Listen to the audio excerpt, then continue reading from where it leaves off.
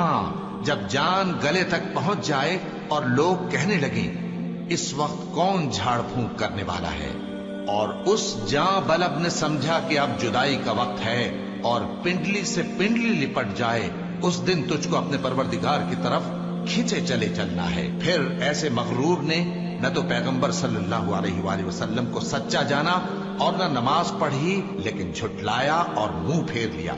फिर अपने घर वालों के पास अकड़ता हुआ चल दिया।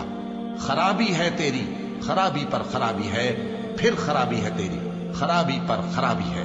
क्या इंसान ये ख्याल करता है कि उसे यूं ही छोड़ दिया जाएगा?